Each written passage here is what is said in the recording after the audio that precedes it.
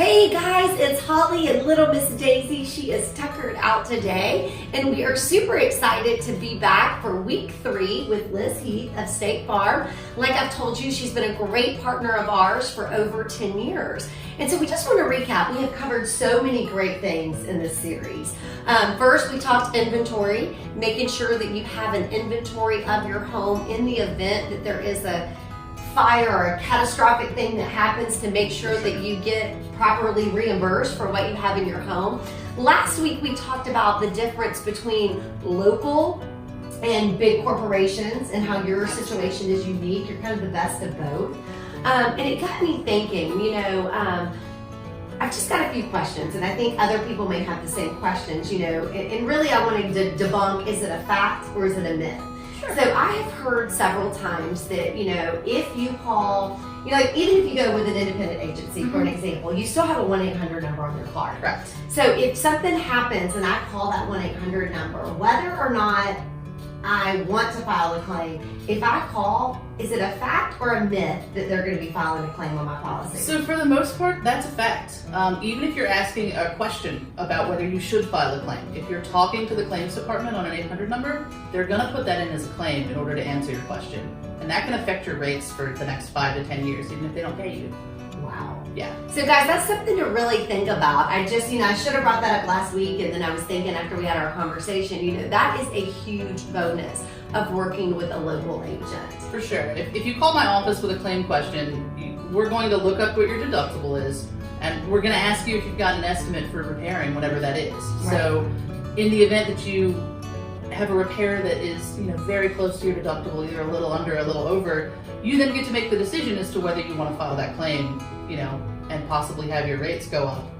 But if it's $3,000 or $4,000, now you need to file the claim. Right. But you don't have a claim for asking the question with us. So at least that's great. You get to have a conversation, then get the information you need, and then make an educated decision. Yes. Versus it being made for you. Correct. Okay, awesome. Okay, so let's also, another fact or myth, deductibles.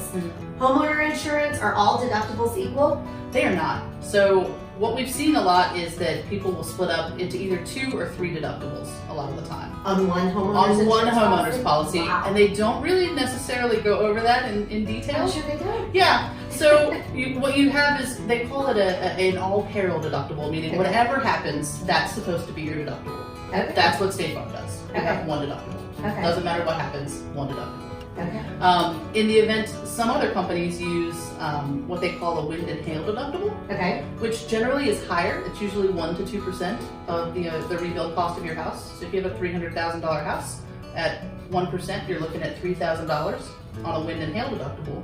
When wind and hail is probably the most likely claim you're ever going to file. That's pretty creative, knowing that in the state of Georgia, a roof claim is highly likely. Correct. Especially depending on the age of a roof. Yes, and that's the most likely claim you're ever going to file. So you may think you have a $1,000 deductible, file the claim, and now you find out that, wind and hail is actually 1% of your rebuild costs. So now it's $3,000 out of pocket instead of $1,000. Wow. And I've even seen up to 5% on a hurricane deductible that's split out. So if you have a named storm, even if it's just the wind that comes here and knocks down some trees like Irene did, a lot of those homes all of a sudden were, you thought you had a $1,000 deductible, and it's actually 5% of the value of your house, which is, $15,000 in the case of a $3,000 or $300,000 home. I had no idea. So that's super important, especially, for first-time home buyers. Yes. Or people that, in this market with prices elevated, where they're, really pushing what they can qualify for. Maybe they're paycheck to paycheck with COVID and other things going on. It just stresses the importance of, guys, you really have to understand this insurance policies. And, you can't know everything. So that's why I'm encouraging you to talk to a professional. Talk to Liz and her team. Let them review. It's no cost to you. And just for making that call, you are going to feed some children out there that desperately need it with her gracious donation of $10 to Must Ministries for the month of July as our Where in the World is Daisy partner. So Liz, thanks again. Guys, check us in.